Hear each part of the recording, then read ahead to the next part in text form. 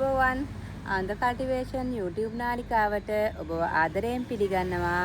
කාන්තාවපට තේ එකක් හදනකොට මස් ව්‍යංජනයක් හදනකොට වගේම තව දේවල් වලට මේ තියෙන කෙනා නම් අත්‍යවශ්‍යමයි නේද? ඉතින් මේ ඉඟුරු තමන්ගේ ගෙදරින්ම හොයාගන්නව නම් තවත් අගේනේ. ඉතින් මේ වගේ ඉඟුරු අපිට ගෙදරින්ම හොයාගන්න පුළුවන්. ගෙදර ඉඩ මදි නම් මේ වගේ ග්ලෝ බෑග් එකක නැත්නම් ගසක් යට මේ වගේ ඉඟුරු පළදාවක් ගන්න ලේසි විදියක් මම අද ඔයාලට කියලා දෙන්නම්. මේ තියෙන්නේ ගෙදර ඉඩ මදි නම් ග්ලෝ බෑග් එකක ඉඟුරු වගා කරගන්න හදපු මාධ්‍ය. මේකට දාලා තියෙන්නේ කොම්පෝස්, කුකුල් පොර, කොහොබත්, ඒ වගේම වැලි. වැලි නම් අපට අත්‍යවශ්‍යමයි. මොකද ජලය නිවැරදිව වැස යන්න ඕන නිසා. නැත්නම් ජලය එකතු වුණොත් මේ බෑග් වල ඉඟුරු මුල කුණු වෙන්න පුළුවන්. ඒක නිසා මේ වගේ බෑග් එකකට හරියටම භාගයක් තමයි පුරව ගන්න ඕන. භාගයක් පුරවගෙන මේ විදිහට බෑග් එක ටිකක් නවා ගන්න. එතකොට අපිට ඉඟුරු ගහ වර්ධනය වෙන්න බෑග් එක උස්සලා පස් පුරව ගන්න පුළුවන්. පුරවගත්ත මිශ්‍රණයට මෙන්න මේ විදිහට පොඩි ඉඟුරු කෑලි මෙහෙම තියලා පොඩ්ඩක් අතින් තද කරලා මෙහෙම වහන්න.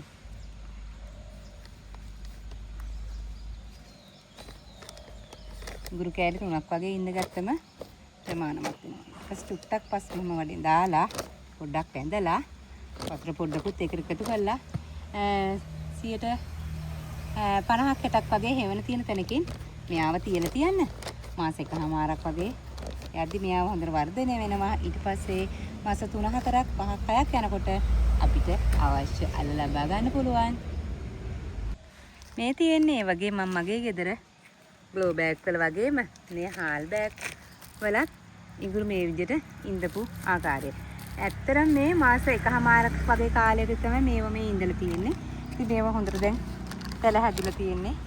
පැලේ වර්ධනය වෙන්න පොඩ මේ විදිහට පස් එකතු කරගන්න.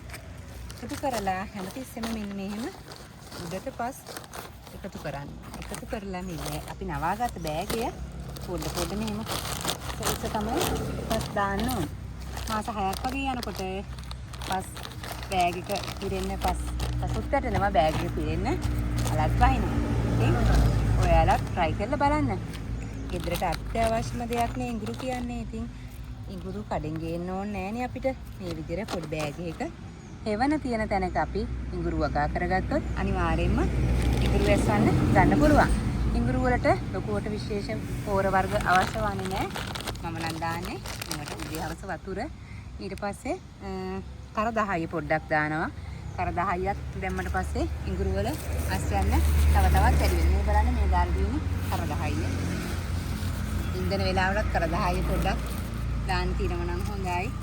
මේ තියෙන කර 10 දාලා මේ හොඳට පැල වැඩිලා තියෙන්නේ. මේ පොර බෑගේ පිරෙන්නම හොඳට පැල සාරවත් හැදලා තියෙන්නේ. විශේෂ ලොකුවට පෝරක් අවශ්‍ය වන්නේ නැහැ. 50ක 60ක හෙවණක් තමයි තියෙන ඕන ඉඟුරු වලට. මේ පොඩි ඉඩක උන වගා කර ගන්න පුළුවන්. හොඳ අස්වැන්නක් ගන්න පුළුවන්.